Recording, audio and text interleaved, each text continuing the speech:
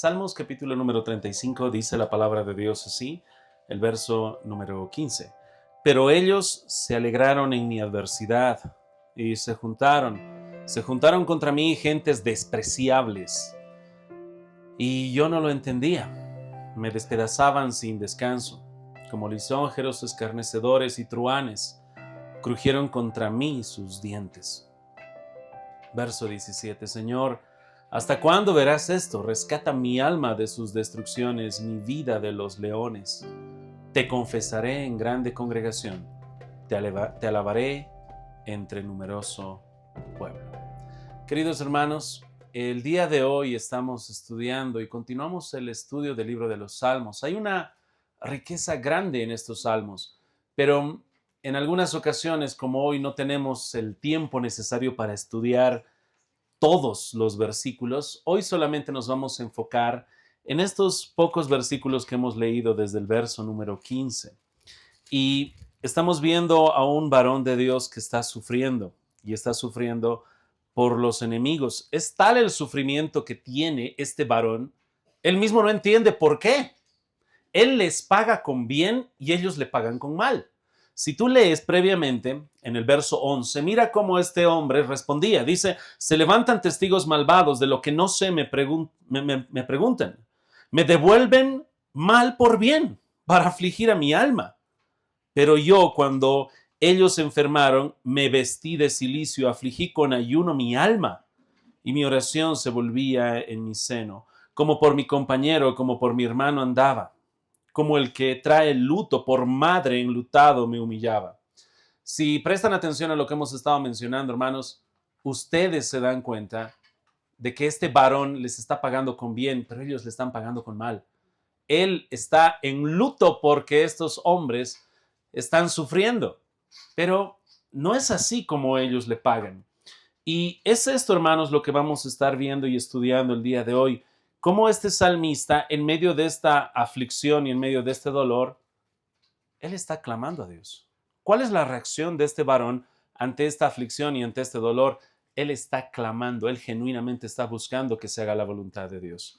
Quisiera que me acompañen ahora como introducción. Hoy vamos a ir al libro de Esther. Así que vayan, hermanos, al libro de Esther, acompáñenme. Si se preguntan dónde está el libro de Esther, brevemente les menciono un poquito más atrás de Salmos. Es Esther y vamos a solo hacer mención a algunos versículos.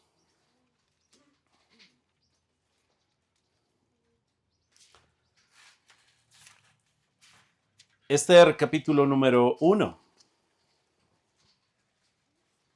La introducción para el día de hoy es darles un resumen del libro de Esther del capítulo 1 hasta el 7 de manera breve, en 10 minutos o menos. Así que para aquellos que no han leído el libro de Esther, el día de hoy tienen un pequeño resumen. En el capítulo 1 tenemos al rey Asuero, por si acaso el pueblo de Israel está cautivo. Y este rey que se ha levantado, llamado Asuero, mandó llamar a su reina, la reina Basti. El trabajo que él estaba queriendo era poder mostrar a todos la hermosura de la reina Basti y traerla con la corona real. Pero hubo un problema, la reina Basti tenía otro banquete y no quiso ir, no obedeció al rey. El rey se enojó, pero los que estaban más enojados eran todos los oficiales, porque los oficiales dijeron, momento, si la reina no obedece al rey, ¿qué va a pasar en el resto del reino? La misma reina ha ignorado el mandato del rey. Por lo tanto, le dijeron que tenían que quitarla del trono. Ahora aquí hay dos flujos de pensamiento teológico. Algunos dicen que la ejecutó, otros dicen que simplemente la depuso, la sacó del trono, ya no era más reina y la guardó. Ok, la dejó para nunca más ver el rostro del rey. No se sabe qué sucedió, yo soy de la postura que la quitó del trono, no la ejecutó y la dejó allí para estar confinada durante todo el resto de su vida. Pero en el capítulo 2 del libro de Esther tenemos que ahora el rey va a escoger una reina mejor. Y aquí tenemos la providencia de Dios. Y aquí se introducen algunos nombres. Mardoqueo, que es un judío fiel, era un judío que tuvo la oportunidad de adoptar a su prima. Él era mucho, mucho mayor, así que la adoptó a su prima como si fuera su hija. Esta muchacha se llamaba Hadassah, que significa, o bueno, que luego se le cambió el nombre a Esther, como tú la conoces. Ahora, Mardoqueo se queda a cargo de ella, la cría como su hija y esta muchacha era muy sumisa. Obedecía en todo lo que le decía su padre adoptivo. Luego fue seleccionada por su hermosura para ser candidata a ser reina, porque seleccionaron a las mujeres más hermosas del reino. Y fue muy sumisa también al encargado de las princesas, al encargado que era un eunuco. Y halló gracia delante de él, porque Dios hizo esto. Y de tal manera que al final Esther, la judía, que nadie sabía que era judía, terminó siendo la reina. Así que así entramos al capítulo número 3. En el capítulo número 3 empieza a surgir la maldad. Resulta que hay un oficial de este reino perverso, malísimo. ¿Dónde vemos que es malísimo? Que en el capítulo 3 resulta que todos se postraban ante él, menos Mardoqueo, porque Mardoqueo era judío y no podía adorar a ninguna persona. Y empiezan a decirle esto a Amán. Amán era este hombre perverso. Al ver que él no se postraba, empezó a crujir los dientes, muy semejante a lo que vemos en el Salmo. Muy semejante al Salmo, él también era como un león, tenía mucho poder. Y de repente en su enojo dijo, no es suficiente que mate al judío Mardoqueo, yo quiero matar a todos los judíos. Así que pidió permiso al rey, y el rey le dio el anillo real para que selle y haga un decreto. Y él puso suertes, y la suerte cayó en el mes número 12 de ese calendario, no el nuestro. Así que hizo un decreto de que iban a eliminar a todos los judíos. Porque ese era su deseo. No solo matarlo a Mardoqueo, él quería matarlos a todos. Muy semejante al Salmo, como ese león que está crujiendo los dientes. Y así entramos al capítulo número 4. En el capítulo número 4, la gran pregunta es, ¿cómo responde este varón fiel? Hablamos de Mardoqueo, el judío fiel. ¿Cómo responde ante todo esto? Y él se lamenta, entra en luto, en cilicio, rasga sus vestidos, se lamenta y ora. No, hermanos, él no se levantó en una revuelta, no armó un grupo paramilitar y dijo, eliminemos a Amán y con eso se arreglan los problemas. No hizo eso. Se lamentó, oró, clamó y se humilló. Y fue a la reina Esther.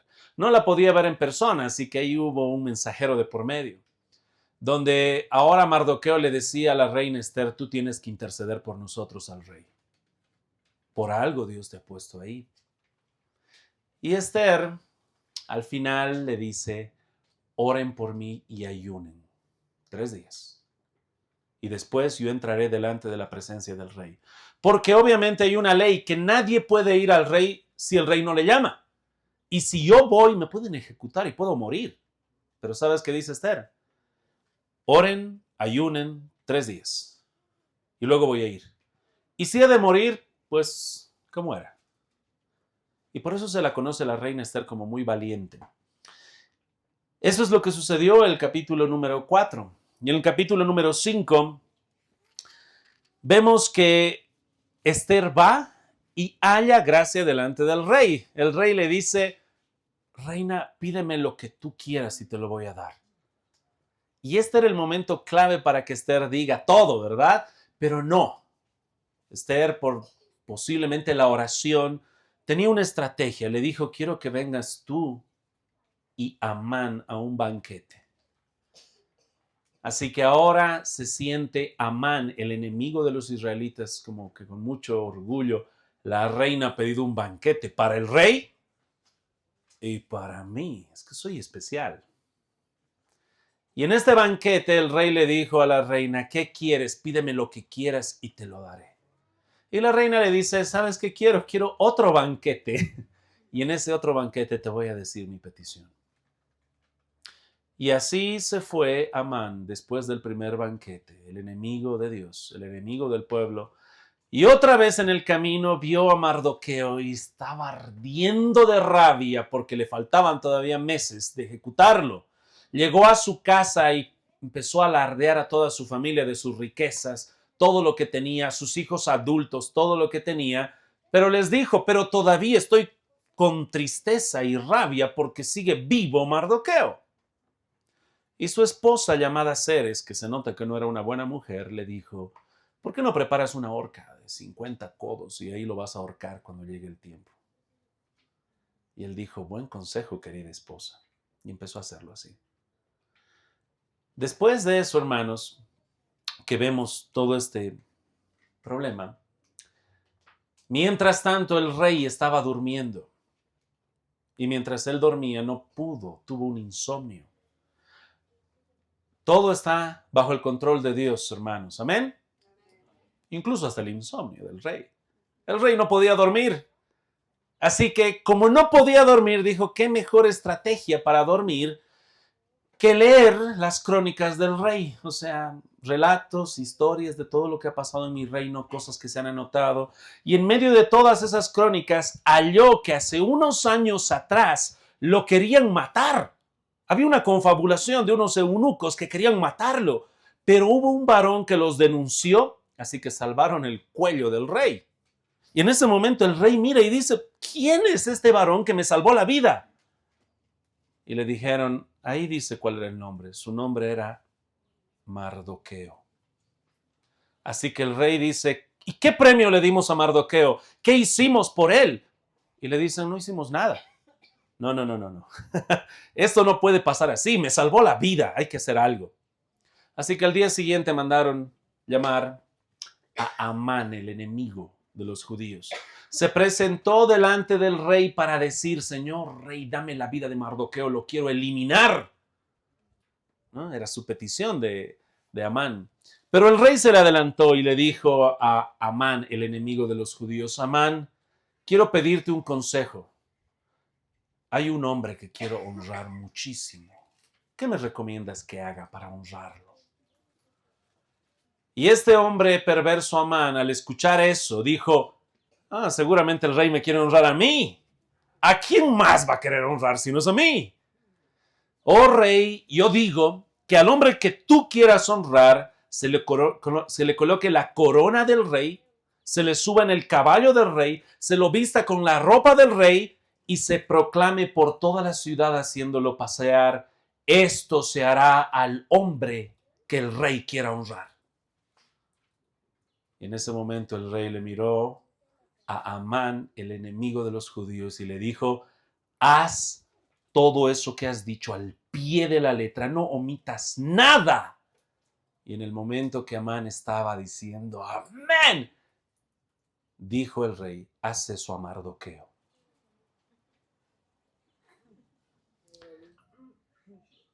Y Amán, el enemigo de los judíos y de Dios, tuvo que ir, ponerle la corona a Mardoqueo, vestirlo de la ropa real, subirlo al caballo del rey, hacerlo pasear y hacer promulgar. Así se hará al hombre que el rey quiere honrar. Llegó a su casa, triste, derrotado, humillado, y les contó todo eso a su esposa y a sus amigos, y su mujer le dijo, vas a morir. Estás contra Dios, contra el Dios de los judíos. No habían terminado de hablar y llegaron los eunucos a decir, Amán, nos toca el segundo banquete, te están llamando. Y lo subieron y se lo llevaron. En el segundo banquete él estaba tratando todavía de, una vez más, armarse de valor. Está ahora en un banquete con la reina Esther, el rey, y de repente el rey le pregunta a la reina Esther, ahora sí, dime lo que tú querías pedirme, te daré todo lo que tú quieras, hasta la mitad del reino.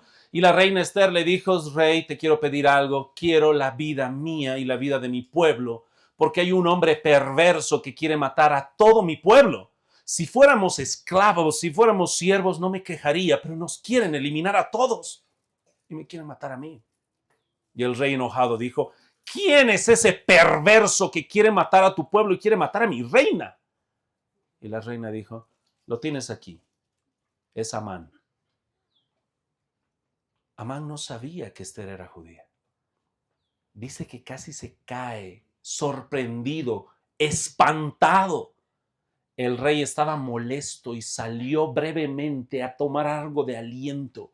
Mientras tanto, Amán, el enemigo de los judíos, se postró, pidió por su vida a la reina, oh reina, por favor. Tal era su desesperación que Amán, al rogar por su vida, se cayó encima de la reina. Y entró el rey y dijo, oh, de paso quieres violar a la reina en mi presencia. Taparon su cabeza.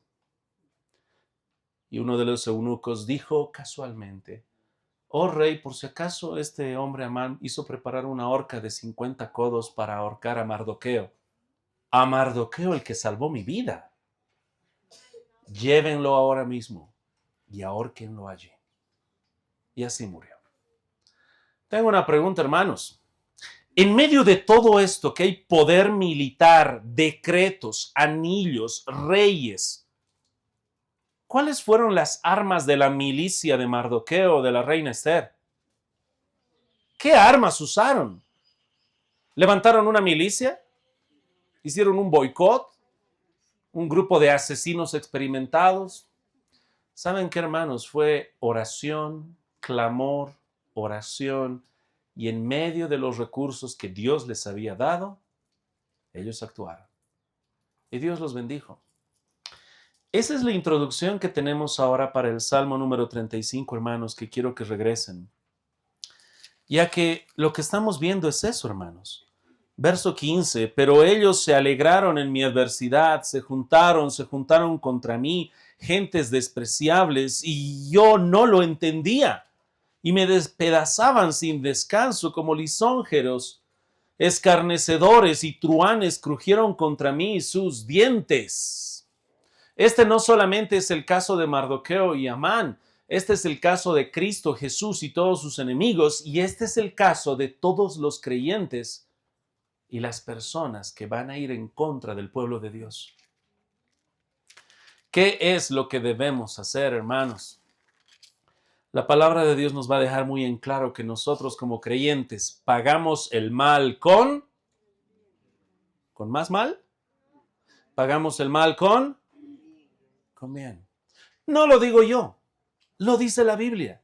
Lo estás leyendo. Cuando ellos se enfermaban, dice el salmista, yo estaba de luto, como por mi madre. Vamos al libro de Romanos capítulo 12, que yo sé que muchos niños el día de hoy que están presentes saben este versículo de memoria. Así que Romanos capítulo número 12, ¿qué dice la palabra de Dios? El verso 1. Romanos capítulo número 12. Creo que ustedes ya conocen, libro de Romanos, bastante de soteriología, doctrina de la salvación. Y después de hablar de bastante de la doctrina de salvación, entramos al capítulo 12, donde empieza a hablar de santificación. Cómo ahora este evangelio nos transforma. Y dice la palabra de Dios, así que, verso 1, hermanos, os ruego por las misericordias de Dios que presentéis vuestros cuerpos en sacrificio vivo, santo, agradable a Dios, que es vuestro culto racional. Dios te llama a ti, ahora como creyente, tú te presentas como sacrificio vivo. He aquí mi vida, haz, Señor, lo que tú quieras.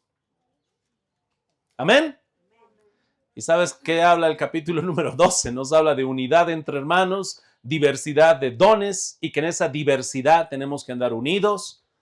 Y en la parte final de este capítulo 12, para estas personas nuevas, dice la palabra de Dios, verso 17, no paguéis a nadie mal por mal, procurad lo bueno delante de todos los hombres, creyentes o inconversos. No paguen mal con mal. Tenemos que pagar el mal con bien.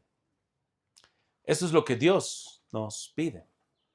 Si es posible, en cuanto dependa de vosotros, estad en paz con todos los hombres. No os venguéis vosotros mismos, amados míos, sino dejad lugar a la ira de Dios, porque escrito está, mía es la venganza, yo pagaré, dice el Señor.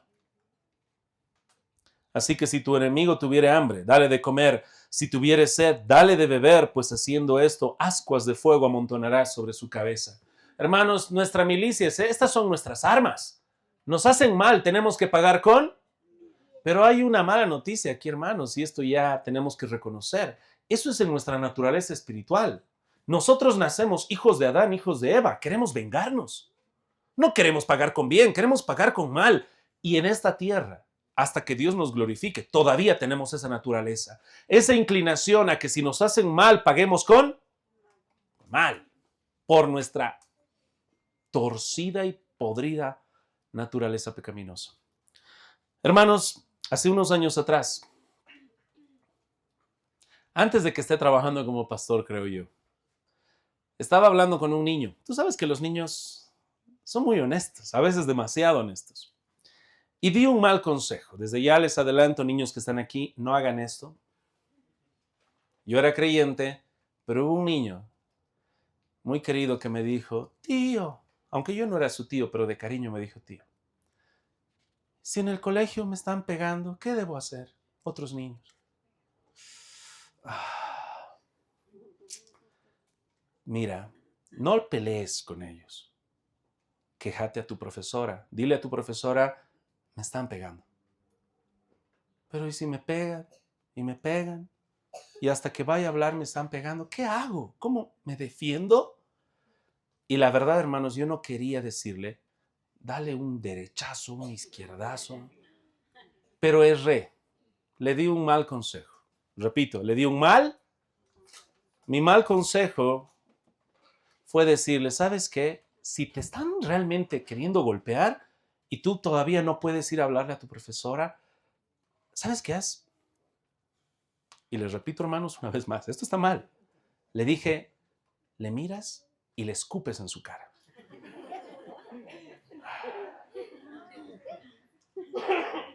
Pasaron creo que 2 días y este niño me miró y me dijo, tío, te cuento, tío, que le he escupido. ¿Y qué te ha hecho? No me ha hecho nada, pero le he escupido.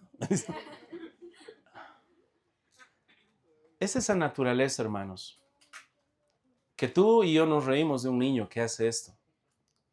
Es nuestra naturaleza. Queremos la venganza. Queremos pagar mal con mal. Y eso lo tienes hasta ahora. Y es nuestro trabajo hacer morir eso terrenal en nosotros. Ahora la Biblia nos dice que si alguien nos trata mal, nosotros tenemos que pagarle con bien. Y tenemos que mirar a esta persona que está actuando mal y hacerle bien. Eso es lo que la Biblia nos manda. Ayer estábamos compartiendo un poco de la palabra de Dios con algunos hermanos y les preguntaba, ¿qué es ser valiente? Valiente no es el que primero toma los puños, valiente no es aquel que toma la espada, valiente es aquel que obedece la palabra de Dios. ¿Recuerdas Josué capítulo número 1? Esfuérzate y sé. ¿Qué dice el contexto? Esfuérzate y sé muy valiente para guardar de hacer todas las cosas que están en el libro de la ley. ¿Acaso no recuerdas Primera de Reyes capítulo 2 cuando está por morir David? David está en su lecho de agonía, mira a su hijo Salomón que se va a hacer cargo. Hermano, no me preguntes cuáles serían mis últimas palabras a mi hijo antes de morir. Pero ¿sabes qué le dijo David a Salomón? Le dijo, esfuérzate, sé hombre. ¿Qué es ser un hombre esforzado? ¿Qué es ser hombre? Y ahí dice que es. Guarda las palabras de la ley. Es hombre, es valiente el que guarda la palabra de Dios. Cuando está pasando toda esta aflicción el salmista y está sufriendo, él tiene que pagar con bien el mal. Nuestro trabajo es pagar con bien el mal. Así que hermano, ahora tienes tú y yo tenemos un gran trabajo. Tenemos que pagar con bien el mal. ¿Dónde encontramos esto? Pues en nuestras casas, en nuestros hogares, muy posiblemente con tu esposa, con tu esposo. ¿Qué pasa si tu esposo te maltrata? Pues lo cocino feo, pastor. No. ¿Qué pasa si tu mujer más bien te maltrata? Tenemos que pagar con bien él. Y a veces en nuestra cultura conocemos cosas que no están bien. Resentimiento, mala actitud, con nuestros hijos, con nuestros padres. Tenemos que pagar con bien el mal.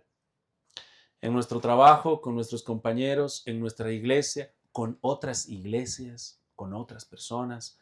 Tenemos que vivir esto genuinamente, no solamente de letra, sino en verdad.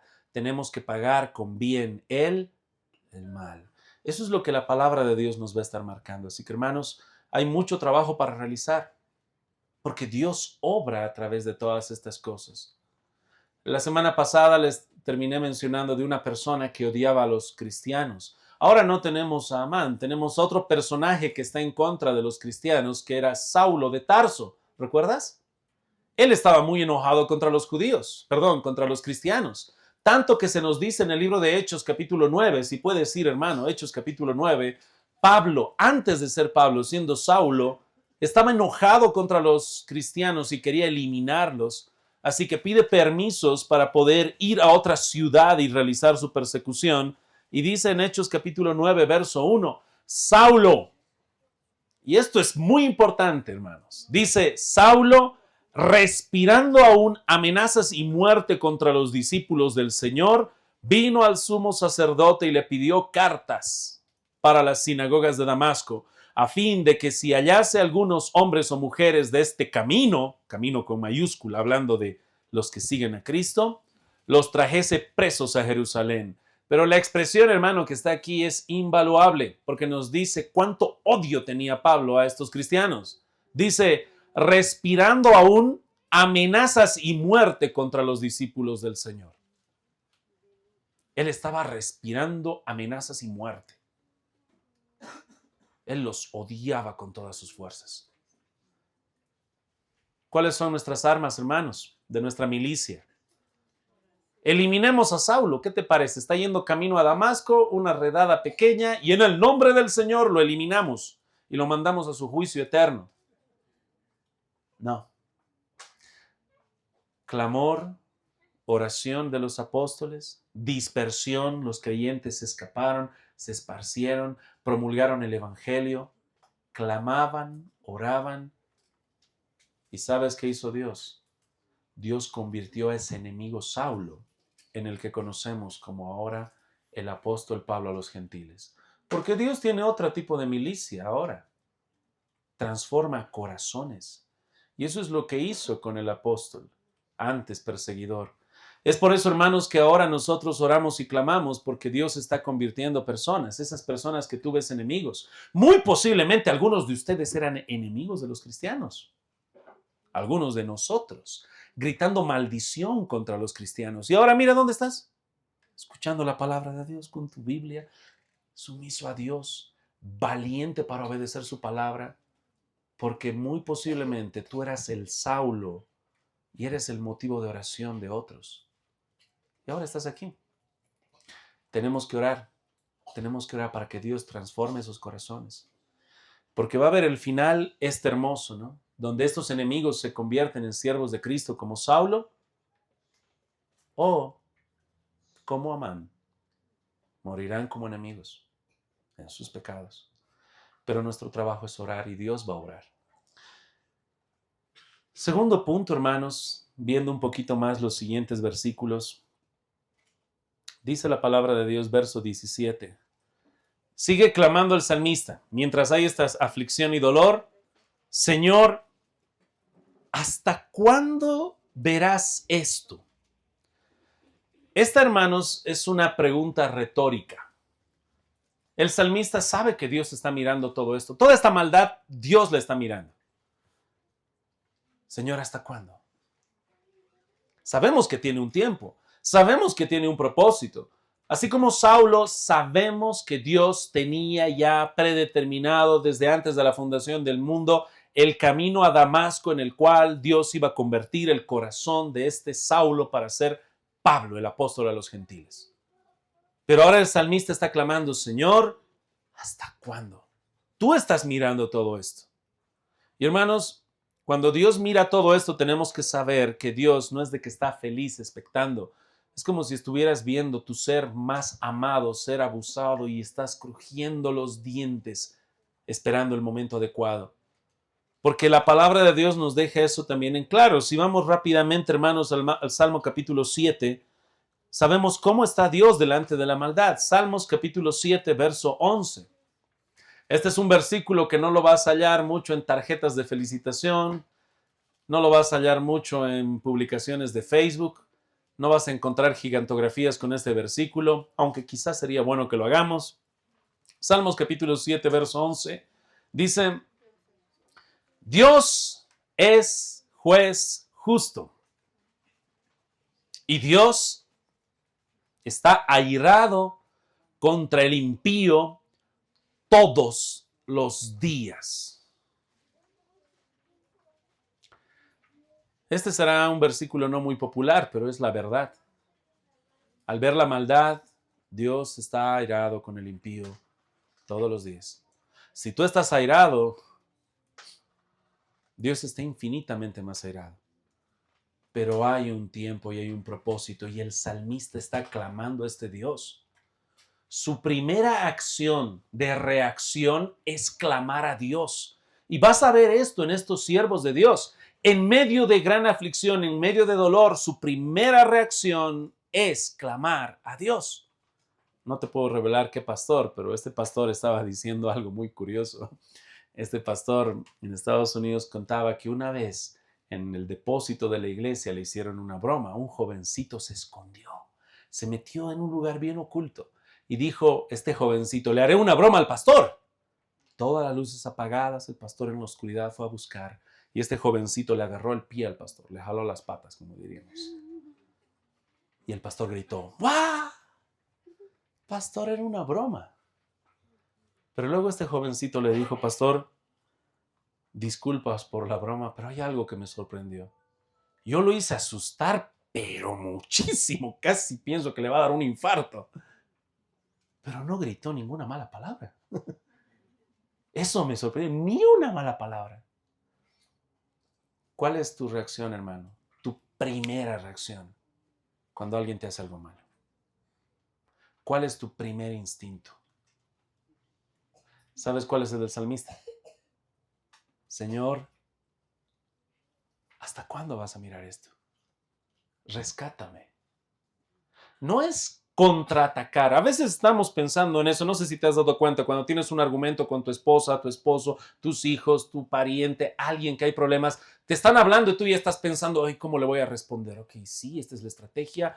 Y ya estás pensando en responder. ¿Sabes qué está haciendo el salmista? Están atacando y él: Señor, ¿hasta cuándo? Señor, ¿hasta cuándo? Es como en el libro de Nehemías, que Nehemías está triste por lo que está pasando en Jerusalén. No hay una muralla y el rey le dice: ¿por qué estás triste? ¿Qué quieres? Y en ese momento lo primero que hace él es orar. Pero está delante del rey. No le dio tiempo de postrarse, arrodillarse, mirar hacia el oriente o el occidente. No. Y oró. El rey ni se está dando cuenta, pero él en su mente está pidiendo el favor de Dios. Antes de pedir al rey, antes de hablarle a ese rey, él ya está orando.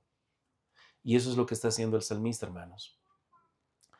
Quisiera que hagamos énfasis en esto, hermanos, porque estamos en un tiempo en el cual hay mucha maldad.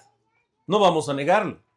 Hay abundante maldad en el gobierno, en el poder, en gobiernos terrenales. Personas que tienen mucho poder y mucha influencia están en maldad. ¿Qué hacemos ante todo eso? Y tal vez venga por ahí ese deseo de tomar las armas y ese deseo de querer tomar armas o una milicia más carnal que espiritual. Y eso no debe ser así. En los tiempos de Jesús había un grupo muy particular. En los tiempos de Jesús habían los fariseos, que creo que ustedes los conocen bien. Hipócritas, ¿recuerdan? No les he dicho a ustedes, hermanos, por si acaso. Fariseos hipócritas, ¿verdad? Luego tenemos a los saduceos, que era como la contrapartida. Siempre andaban entre fariseos y saduceos en discusiones, polémicas y gobierno. En sí, el Sanedrín, que era como de 70 ancianos, los top, la mayoría eran saduceos, más que los fariseos, pero eran los poderes dominantes. Luego tenemos a los herodianos, aquellos que apoyaban a Herodes, y había un grupo paramilitar que se llamaban los celotes. Se llamaba celotes por el celo que tenían. Era un grupo nacionalista, querían tomar acción con armas en contra del Imperio Romano y pedir obviamente la independencia de Israel como nación. ¿Cómo crees que tomó esto Cristo? Tenía un discípulo que era celote. Simón, no Pedro, otro Simón, llamado el celote. Pero Jesús no tomó las armas. Y cuando tenemos el libro de los Hechos, vamos rápidamente, capítulo 1, ahí se menciona una vez más a este celote. Hechos capítulo número 1, verso 12, después de la ascensión de Cristo a los cielos, estaban reunidos los discípulos, dice verso 12 del capítulo 1 de Hechos. Entonces volvieron a Jerusalén desde el monte que se llama del Olivar, el cual está cerca de Jerusalén, camino de un día de reposo. Verso 13. Y entrados, subieron al aposento alto donde moraban, presta atención, Pedro y Jacobo, Juan, Andrés, Felipe, Tomás, Bartolomé, Mateo, Jacobo hijo de Alfeo, Simón el celote y Judas, hermano de Jacobo. Todos estos perseveraban unánimes en oración y ruego con las mujeres y con María, la madre de Jesús, y con sus hermanos. Hermanos míos y amados, había un celote que fue discípulo de Cristo, pero no vas a ver en todo el libro de los Hechos a los apóstoles metidos en política o en armas o derrocando a Roma. No vas a ver como gobernador o postulándose para algún cargo militar o diplomático a los apóstoles. Solamente para aclarar, hermanos, nosotros creemos que hay hermanos dentro de la iglesia que pueden ser llamados, así como pueden ser llamados a ser médicos o zapateros, pueden ser llamados a ser políticos. Claro que sí. Pero nuestras armas de la milicia para transformar las naciones es el poder del evangelio. ¿Amén? Es la mayor arma. Por eso vemos en el libro de Romanos capítulo 1 que dice, no me avergüenzo del evangelio porque es poder de Dios para salvación, al judío primeramente y también al griego. Mucho cuidado con futuros celotes cristianos que quieran tomar armas, que quieran buscar insurrección, que quieran ser y poner como prioridad el rebelarse al gobierno. Hermanos, nuestro llamado bíblico en varias ocasiones es someternos a los gobernantes en temor. Es nuestro llamado. ¿Cuándo es que debemos desobedecer? Cuando nos piden que hagamos algo que va en contra de la palabra de Dios. Pues porque nuestra mayor sujeción es ¿a quién? A Dios. Déjenme darles algunos ejemplos. ¿Qué pasa si el gobierno dice, bueno, los pastores, su servidor, ¿no? De ahora en adelante tenemos ciertas reformas, tienen que trasladarse. Si tenemos el registro que usted era pastor en Cochabamba, tiene que irse a otra ciudad. Punto. ¿Qué tengo que hacer yo? Está difícil, pastor. Usted tiene que someterse a Dios, pero las autoridades... Bueno, pues entonces, ¿qué te parece? ¡Levantémonos en armas! Y hay muchos que van a querer hacer eso de primera instancia. Te diré qué hicieron en el tiempo de los puritanos, porque te lo mencioné el culto pasado. Te dije que hubo el Acta de las 5 millas, donde a los pastores que no estaban conformados a la religión de Inglaterra, ¿no? Al anglicanismo, se sacó el Acta de las 5 millas, donde todos esos pastores tenían que estar lejos de sus iglesias locales, 5 millas lejos, como 10 kilómetros, un poquito más, menos. No pueden acercarse a sus congregaciones. ¿Qué hicieron? No estamos de acuerdo, pero se tuvieron que ir. Tenemos peso por nuestras iglesias, queremos educar a nuestras iglesias. La razón por la cual hizo esto este gobierno de Inglaterra era para evitar la propagación de estos movimientos cristianos. Querían evitar eso. ¿Y qué hicieron los puritanos? Estaban lejos, no podemos acercarnos, así que lo que vamos a hacer en Amor es empezar a escribir. Y escribieron documentos para sus iglesias locales con buena doctrina, con la fe cristiana. Y esa acta de las 5 millas, en vez de evitar que se proclame el evangelio y la sana doctrina, ¿qué hizo esa acta de 5 millas? Ayudó a que ahora tengamos un montón de material puritano. Algunos dicen, ¿cuál es el libro más vendido todos los años a través de toda la historia? Es la... ¿Sabes cuál era el libro más vendido en segundo lugar durante muchos siglos en Europa? el libro El progreso del peregrino por John Bunyan. ¿Dónde escribió él ese libro, hermanos? Es un tesoro, hermanos. La última vez que regalé ese libro, recuerdo a un amigo en amor, le dije, hermano, te estoy regalando esto y disculpa si ves algunas manchas porque son lágrimas. Yo te amo. Este libro es hermoso. ¿Dónde escribió ese libro John Bunyan? En la cárcel. Él dijo, no me voy a someter al gobierno de Inglaterra. Así que le dijeron, entonces váyase a la cárcel. Y se fue a la cárcel. Y algunos dicen y muestran, era una cárcel con la puerta abierta, porque le dijeron, está abierta, el momento que tú quieras puedes salir, pero no vas a predicar. Así que él dijo, me voy a someter a mis autoridades, voy a estar en la cárcel. Y me voy a seguir sometiendo a Dios y voy a seguir escribiendo. Y gracias a esa sumisión a Dios, en temor a sus autoridades, desde la cárcel, escribió El progreso del peregrino, estando ahí en la cárcel más de 10 años. Hermanos, a través del camino de someterse a Dios y a las autoridades lo más que se pueda, Dios bendice. Nuestras armas, nuestra milicia no es carnal, es diferente. Señor, ¿hasta cuándo verás esto? Rescata mi alma de sus destrucciones, mi vida de los leones. Este lenguaje, hermano, no significa que había leones reales, sino eran enemigos poderosos como leones, así que tenían gran poder. Finalmente dice, te confesaré en grande congregación, te alabaré entre numeroso pueblo. Aquí, hermanos, hay una promesa del salmista donde está diciendo, yo te voy a alabar siempre. En dificultades, en victorias, ahora mismo está alabando en medio de persecución, pero te voy a confesar, te voy a alabar, voy a dar gracias de ti delante de todas las personas. Hermanos, pregunta final antes de terminar, ¿cuándo es tiempo de alabar a Dios? Siempre. En tu mayor dolor, pastor, siempre. En tus mayores victorias, más vale, creo que hay más peligro cuando hay victorias. No vaya a ser que el orgullo caiga sobre ti y surja de tu corazón y digas, por mi fuerza lo hice. En el dolor, en la enfermedad, en la victoria, en la prosperidad, tiempo de elevar es en todo momento.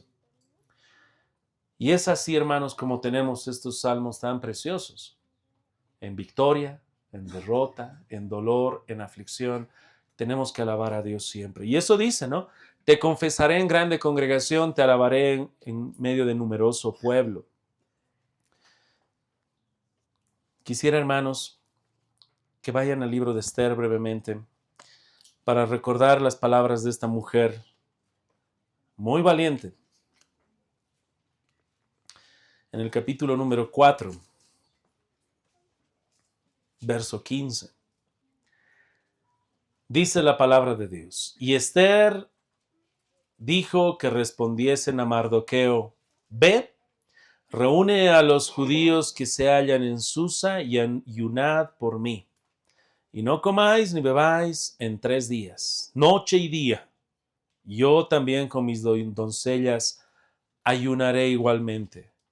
Y entonces entraré a ver al rey, aunque no sea conforme a la ley. Y si perezco, que perezca. He aquí una mujer que busca honrar a Dios y honrar a su rey. Y Dios la bendice. Ayunar 3 días, 3 noches. ¿Cuándo ha sido la última vez que tú has ayunado? Por favor, dime que no era para hacer dieta. Pero tal vez sí. Y antes de orar, antes de ayunar, queremos tomar armas de milicia. ¿Te digo algo? Hay un momento en el cual en el libro de Esther se toman armas de milicia. ¿Sabes cuándo? Una vez que ya muere Amán, el enemigo de los judíos, una vez que se termina todo ese conflicto, dice la reina Esther al rey, Señor rey, ahora manda anular ese decreto que en el mes 12º se van a eliminar a todos los judíos. Manda que se anule. Y el rey le dice, no se puede anular, porque es un decreto real, con anillo real, no se puede anular. Oran y Mardoqueo entonces le dice, entonces haz otro decreto con una enmienda que diga, ok, ese día vayan a eliminar a todos los judíos, pero en esta pequeña edición añadimos, los judíos pueden defenderse. Y si los judíos se defienden y matan a esas familias, se pueden quedar con las posesiones de estas familias. Hicieron el decreto, llegó el día y los judíos se defendieron con armas. Y Dios los bendijo. Pero recuerda, ese tema de las armas en una nación israelita, que ahora no tenemos una nación terrenal, nuestra ciudadanía es celestial, pero en ese tiempo incluso fue el último recurso que tenían. Con nosotros, hermanos, también va a haber armas terrenales. Cuando llegue Cristo, Él va a pisar el lagar de la ira de Dios. Si estás esperando ese juicio, realmente llegará en el día del Señor. Mientras tanto, nuestro trabajo es predicar el Evangelio, hermanos, orar, usar estas armas que son las más poderosas. Estas son bombas nucleares, transforman corazones. ¿Tú te imaginas uno de estas personas que pueda creer en el Señor Jesús? Dios está transformando una vida, un núcleo, una familia. Y estamos orando para que se haga así. Finalmente, hermanos, solamente quisiera recordarles que tenemos que alabar a Dios siempre, en medio de las buenas, en las malas. Todo es para que podamos glorificar a Dios. Incluso esas cosas que tú piensas que son malas. Mira cómo sucedió con el libro de Esther. Cosas que parecían tan malas terminan glorificando más a Dios. ¿Sabes en qué termina el libro de Esther, hermanos? ¿Recuerdas que era el mes 12º donde tenían que eliminar a los judíos, verdad? Donde ellos se defendieron. Ahora es una fiesta judía. Se llama la fiesta de Purim. Para las generaciones. Cuando cae en nuestro calendario, cae entre febrero y marzo. Es una celebración hasta ahora. Un día vamos a ver cómo es esa celebración, pero en esa celebración se lee todo el libro de Esther. Y mientras leen el libro de Esther, los judíos están prestando atención. Y cada vez que se menciona el nombre del enemigo de los judíos, Amán, todos hacen bulla, silban, gritan, sacan sus matracas. ¡Oh! Es muy alegre. Porque Dios los salvó. Todo tiempo, hermanos, es tiempo de alabar. Esa es la mente que debemos tener como el salmista. Todo tiempo es tiempo de alabar. Todo tiempo es tiempo de alabar. Pregúntale eso a un comerciante. Todo tiempo es tiempo de hacer negocios. Así piensa un comerciante. Dios le dio quizá un talento de hacer negocios. Hace unos años atrás yo visité a mi esposa, le hice asustar. ¿Dónde está mi pobre esposa? Le dije, mi amor, voy a comprar un cerdito, un puerquito bebé, un lechoncito. Y lo vamos a criar con nueces silvestres, con miel y con leche. Y le voy a engordar, lo voy a sazonar con tiempo. Y luego lo vamos a comer. Y mi esposa decía, no, Ángel, ¿cómo tus ideas? Yo me voy a encariñar. Mi amor, no pasa nada. Los niños se van a encariñar. Desde pequeños. Los voy a traer y le voy a decir, llámenle tocino. Su nombre será tocino. Y así ellos ya van entendiendo que lo vamos a comer. Al final no me dejó. ¿De dónde vino esa idea, hermanos? ¿Saben de dónde? Un día estaba en un criadero de cerdos y vi a todos los cerdos distribuidos por tamaños. ¿Cómo terminé ahí? En un trabajo. Había productos de cereales de primera para exportación, de segunda, de tercera, pero había unos productos que ya no servían. Uno diría, eso ya no sirve para nada. Eso se bota a la basura. No, hermanos. Para un comerciante, ese producto que no era ni primera, ni segunda, ni tercera, ni cuarta, ni quinta, que era basura, para un comerciante eso decía, eso es dinero. Pero ¿cómo puedes hacer eso dinero? Vamos a las granjas de los cerdos, porque eso es cereal. Para un hombre no, pero sí para los criaderos. Así que con varias bolsas de todo ese producto, el criadero de cerdos trae. Y realmente eso se convirtió en dinero. Esa es la mentalidad. Negocio. No. Todo sirve. Para alguien que ama a Dios y que ha sido rescatado por la sangre del Cordero y su corazón arde en gratitud, todo es para alabanza. Me persiguen para alabanza. Hay triunfo para alabanza. Todo tiempo para alabanza. Ahora me toca preguntar al criadero de cerdos, ¿y qué hacen ya con lo que no sirve para nada? ¿No? ¿Qué hacen con el excremento de los cerdos? ¿Eso se bota a la basura? No, hermano. Para alguien que tiene mentalidad de un buen comerciante, dice, el excremento de cerdo sirve ya sea para abono. ¿Sabían que sirve para biogás? Sirve para biogás, hermanos. Y finalmente sirve también, había sido muy bueno para criaderos de peces. Es un buen alimento para peces. O sea, si tú vas a comer pescadito, hermano, no te quiero asustar. Todo sirve, hermanos. Hermanos, para alguien que ama a Dios y alaba a Dios, tu mayor dolor, tu mayor victoria, es para la gloria de Dios, hermanos.